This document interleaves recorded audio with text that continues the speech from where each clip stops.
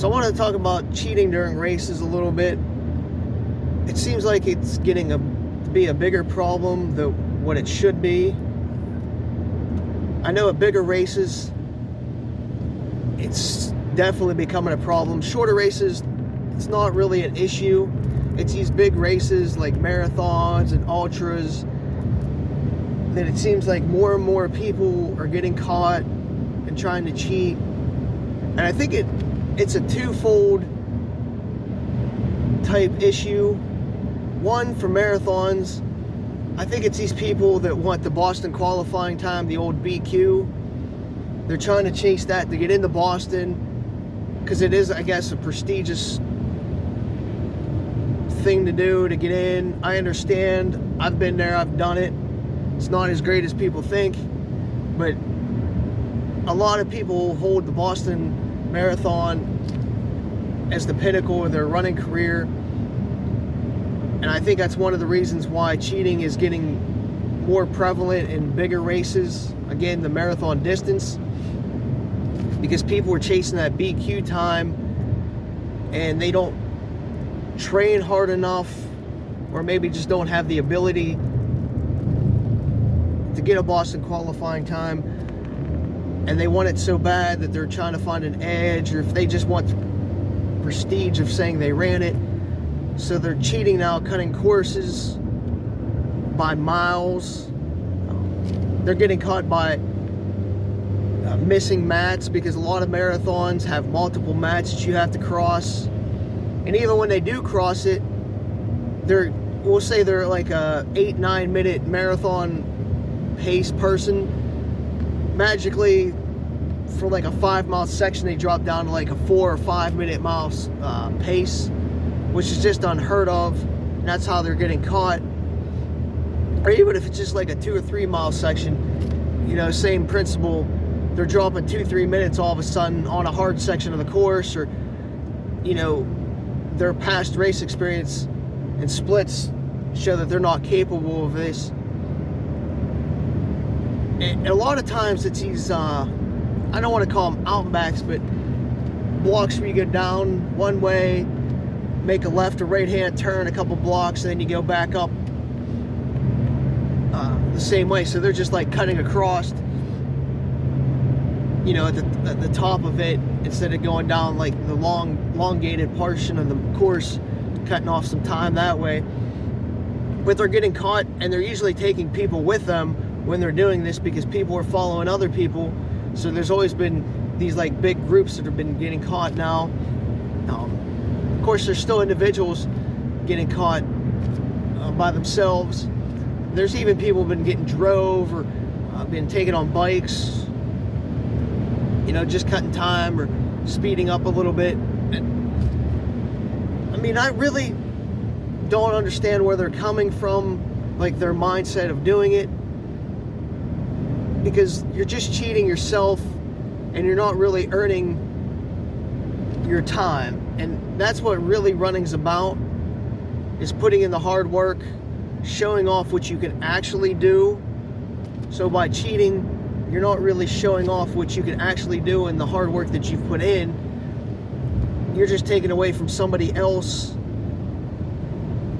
If you do get into, say, Boston, or another elite marathon like New York, Chicago, Berlin, because they all have times that you have to meet to be able to even entry into some of these races. So you're taking away from somebody that's actually worked hard to get into these races, put in countless hours, days, months, weeks, years to even qualify. And these people are cheating and getting in and taking a spot away from somebody that actually earned it. And that's what really gets me. Because again, running is not about cheating. It's about doing what you can do to improve and enjoying the run, getting that runner's high, and just enjoying being outside. I know a lot of people don't like the treadmill. I don't like the treadmill, but if that's your go-to, then so be it. But if you're doing races and you're training hard to qualify for something and you're cheating, that's just not the way to do it. I think the other part of the twofold aspect of it is social media. You know, people are chasing followers, likes, so they're tempted to cheat so they can say, hey, I did this time, I just ran a 5K in under 20 minutes, I just knocked off 3-4 minutes off my PR time, you know, to get the likes and followers and influencer type deal. So they resorted to cheating now instead of actually putting in the hard work. And I think that's part of it as well. So again, the twofold is the Boston qualifying and the social media aspect. But if you're cheating, you know, just for the social media aspect, why even race then? It's just go run around your neighborhood and, you know, screw with your Strava or Garmin and just say you ran this or that. Don't take away a prize or anything, an award from somebody else that actually put in the hard work, because you're going to get found out when you do show up to a race. People are going to realize, hey, you know, this person's not capable of this or that. How did they do this? You know, if you take a first place away from somebody, or whether it be overall or age group, even if it's third place or whatever placement is, an award, gift, something, you know, you're really hurting the running community as a whole by cheating. So don't do it. And if you're tempted to do it, figure out the reason why you're tempted to do it and eliminate that temptation and just actually put in the hard work. So what if you don't ever qualify for Boston? Put in the hard work. Show people you trained hard, what you achieved. So if you never get that Boston qualifying time, well, if you're training hard, working hard, dropping lower times, you're getting healthy. So that's actually a better prize to me than, you know, getting into Boston. Living a healthier lifestyle, both mind, body, and soul, is a lot better than cheating and getting into something that you actually didn't earn, or just trying to do it for the social media reasons. You know, it's not worth lying or cheating over, I guess. Now the flip side to that is, I know not all race courses are perfect. You know, not all race directors are perfect. Things happen. People are imperfect. So you might go to a race and get sent the wrong way. It happens. I can't tell you how many times it's happened to me over the years. I've lost 3 or 4 races this year because of it, of myself getting sent the wrong way, or going the wrong way. There's 2 in particular within the last month that I got sent the wrong way by volunteers, you know, just not knowing the course or not paying attention. And I was in first place at the time. So I ended up losing the races because of it. I actually had to DQ myself at both of the ones over like the last month, because even though I still came in first and would have won by like a couple minutes, I didn't run the course the way it was designed, so I can't take credit for being first.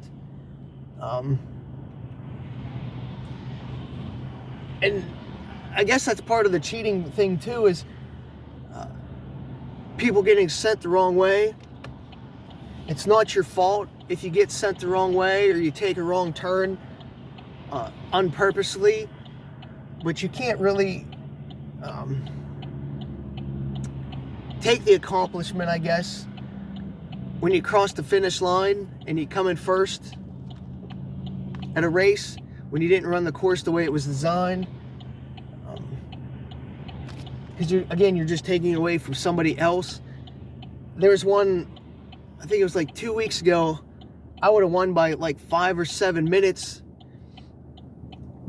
and I got sent the wrong way by a lead vehicle of all things. It took me the wrong way, and the people even behind me say, well, you would have won. Well, I didn't run the course the way it was designed, even though I still got the same distance. Actually, I got more distance than what they ran. It's just I didn't run it designed the way it was, so I couldn't accept the award. And I think that's another part of running, is we have to be more honest with ourselves now.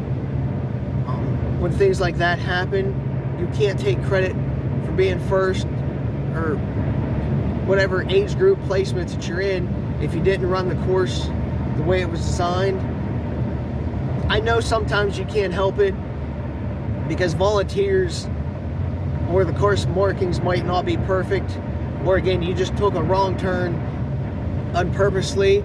Again, that all happens to everybody at some point if you run enough races.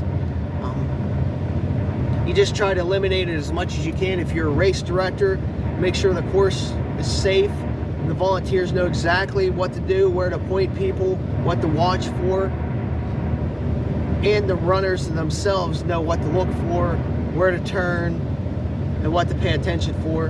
But as a runner, sometimes you just happen to miss a sign, whether a vehicle like passes you and blocks your view, or somebody parks there, or a volunteer again points you in the wrong direction, or you just plain out miss it, or think you're supposed to go this way and you go that way. All that does happen, but we're trying to eliminate it as much as possible. So we do got to get better at that if we can. I don't think you're ever going to eliminate all that. It's just you got to make it as minimal as possible.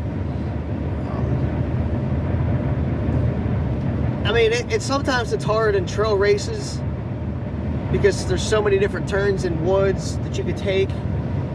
So inevitably you're going to take a wrong turn at some point, even if the course is marked perfectly, because you could be tired and you just miss a turn, or you turn before you're supposed to. It happens. The proper etiquette, though, I will say, is to go back where you got off course and restart from there, if you can. I know if you've finished a race, you might be too tired, or it's not feasible, or you might not even know where you made the wrong turn, so you can't actually go back and start. But you got to do your best to get back to where you turned the wrong way, and then restart from there, or go back farther if need be and restart. That way you're actually running the course the way it's designed. Well, you might run a couple more miles, but at least you're finishing the course the way it's designed.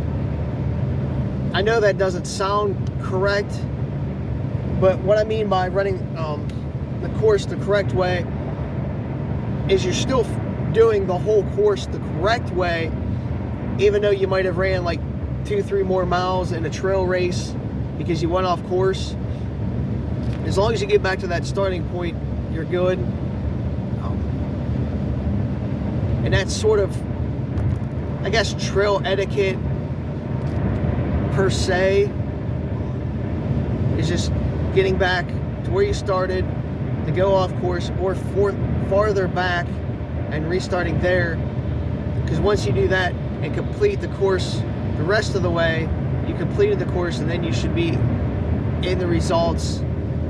It does suck because you lose all that time and placement, but that's, I guess, the trail race etiquette. You don't get DQ'd for it, for running extra, as long as you complete the course. And even on road races and stuff like that, you're not going to get DQ'd as long as you go back to where you got off course or farther back. It's when you don't run the course the correct way and you finish and don't even attempt to do anything, that's when the DQ comes into play, because you didn't run the course the right way and you weren't honest about it. So that's when you get disqualified, and you should DQ yourself and be honest about it.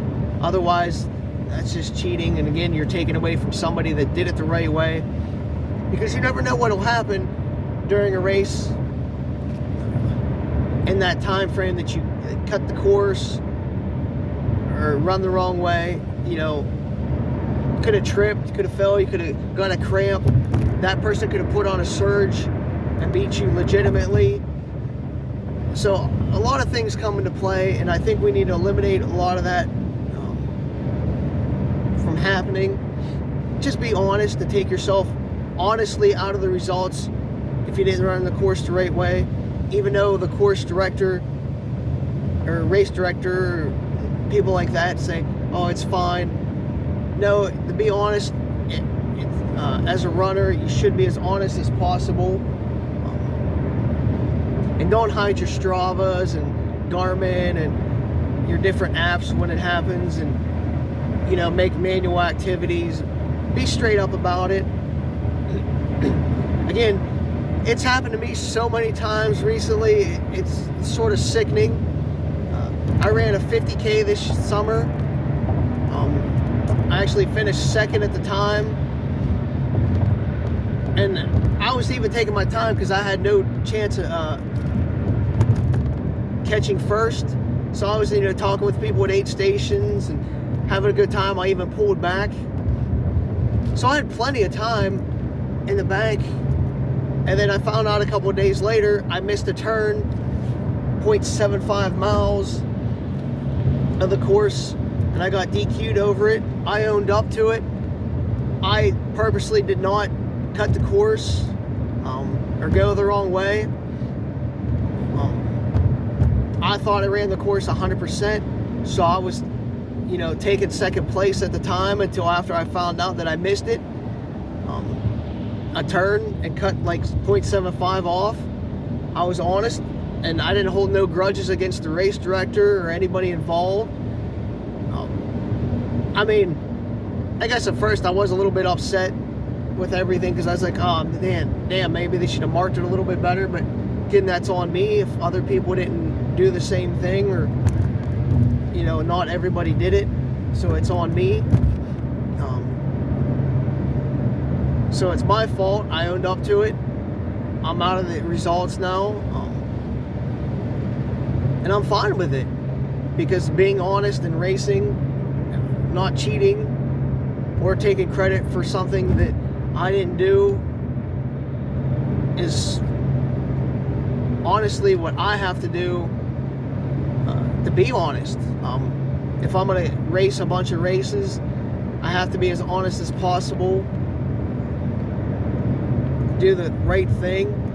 And even the couple 5Ks recently, or the 5 miler that I got sent the wrong way by people, I took myself out of the standings. The one race, it was like, oh, you would have won, we're still giving you the first overall. I'm like, I can't take it. I ended up giving it to the third place, or, well, it was the fourth finisher, but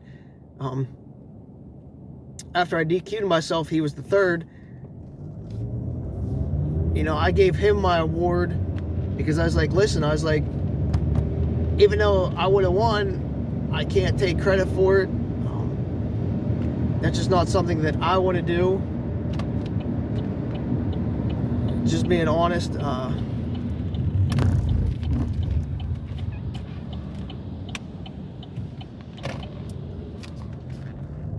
Just things like that in the running community, we have to take care of one another and be honest, and think about how it hurts other people and how it reflects on the running community. If you're going to cheat or not be honest when you don't run the right course, it just hurts everybody involved, even the race director, because, or the volunteers, because they get that reputation that they let, you know, somebody lets things slide. That race gets a bad reputation, and it's hard to shake something like that. It's just one of those stigmas. So you got to be strict about it if you're a race director or volunteer when you see stuff like that. Again, the word of the day is being honest, and tell people in charge, if you're a volunteer, that, hey, I seen this person go this way. So that way the results can be that way, and, you know, somebody doesn't get cheated out of something. And one of the big things that I've noticed also recently is with the walkers, the race walkers, people actually jogging some of it, or not actually walking the courses. They're running them, jogging a little bit, skipping. They're not actually doing what they're supposed to be doing, race walking. And I actually had to DQ a couple people. The one lady was like 77 years old. I was like, listen, you came running into the finish line, and if you're in the walk division, you can't be running into the finish line like the last 100 yards of the race. It's taken away from somebody else, and I had to DQ her, to be honest, because I didn't actually end up seeing it right away, but I had a video at the finish line, videoing the people coming in the finish line, and after reviewing the video, I saw it, and I was like, hey, I got to do it, because, to be honest, and a couple other people said that this person was running during the race, and I was like, well, I have no eyes or volunteers to confirm that. I just have another race walker. And when I saw the video and I got pointed at the time frame in the video, I was able to confirm that, and that's when the DQ happened. Just trying to keep everybody honest. And I do find that some of these race walkers now are getting into the race walking division so they could say they won overall and top spots, and they're taken away from somebody that's actually doing it properly, when these people are actually runners or good runners. They might not be top overall anymore, so they're dropping down into the walk division so they can get these placements and saying, hey, I won the walk division, blah blah blah, when in reality they're not even race walking. They're actually running and jogging these courses. So we do have to watch a little bit better in those divisions as well. Just keeping those people honest, making sure that if they're signing up for a walk, they're walking and not running at all. I know some walkers, that aren't going for placement and stuff.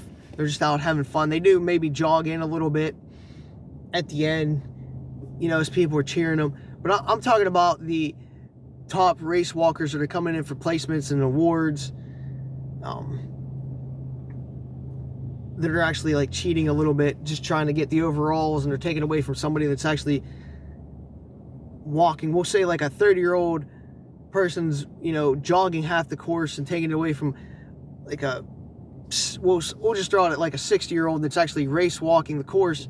That's not really fair to everybody involved when somebody's cheating. So we do have to watch that a little bit in those divisions. But overall, watch everybody making sure they're doing the right thing. But from the top down, the race director has to make sure the race course is correct, marked right, it's marked safely, so people don't get lost. And then as runners, we have to make sure we're following the signs. We're doing our best to follow the directions of volunteers, whether they do send us the right way or not. And then if we do take a wrong turn, go back to where we went off course and finish it the correct way if we want to stay in the standings and not be DQ'd, or still go for a placement. Because I've done that as well. I've taken a wrong turn, got back on course, and still placed in age group or first overall. But I did go back to where I went off. It might just be a couple of times, maybe it was just a 10th or two, and I was able to get back on course. But it's when you don't do it the right way and finish the course the right way after going the right way is when you have to be honest and take yourself out of the awards and tell the race director and the timer what happened. Because if you did it maybe it's an issue that they need to market better and they can do it better for next year, at that intersection that you went on or turned the wrong way. So it does help also to be honest and give details what happened, so it could be fixed if it is a race problem, because sometimes I know when I'm out front in races, I have no idea where I'm going, and it's really sketchy, and sometimes you do go the wrong way and then you have to go back and figure out which way you were supposed to go, because people just look at you, or there's not enough signage. So it's one of those things that, hey, I'm going to tell a race director, hey, I went the wrong way here. There wasn't enough signage. I didn't get to see the sign. Maybe put another volunteer here at this intersection so I don't go the wrong way. So that does help out as well. But so that aspect's, I guess, talked about enough. But again, please don't cheat. Let's start cracking down on cheating. And I don't want to say shame people, but I think we do need to start shaming some of these people who are getting caught cheating or wanting to cheat or stuff like that, because it's only going to hurt our sport and hurt races in the long run when you're going to cheat. If you're going for the BQ or any other major marathon where there's a time standard, whether it be road or trail, because people are, I don't know how you do it in trail races so much, but road races I think would be more prevalent. If you really want that BQ time, put in the effort, put in the work, and don't take away an achievement from somebody else that actually did the work just because you want to say you did this or that. Because it's when you do it that way, when you have to cheat to say get into Boston or get that BQ time, you didn't really earn it.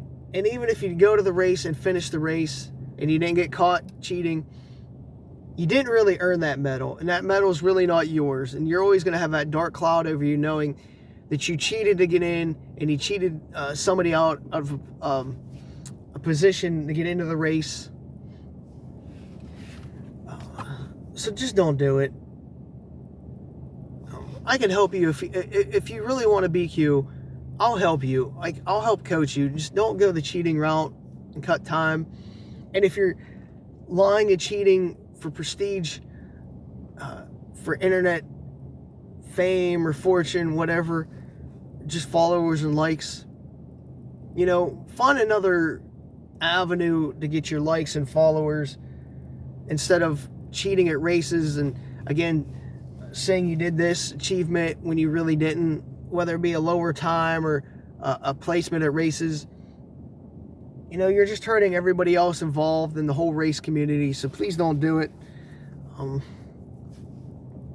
But somehow we got to change the mindset of the cheaters and get them to stop doing it. I don't think you ever will, because there's always going to be cheaters in life. People always want to cut corners to get ahead. I guess that's human nature. But I think with running and the running community, it shouldn't be about that.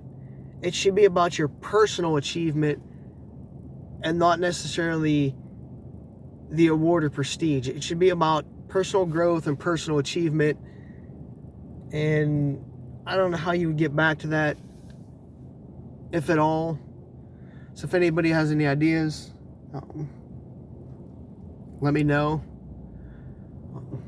Or any other suggestions. I'll probably end up redoing this at some point and get back on cheating again, but I just wanted to touch base because I know it's been happening a lot. Happened at Chicago a lot, and just me in general getting sent the wrong way recently. Having to DQ myself, it's just been getting to me a little bit. So I wanted to talk about it, get it off my chest. So you'll probably see the cheating topic come up again, and actually probably a little bit better structured, but that's good enough for today.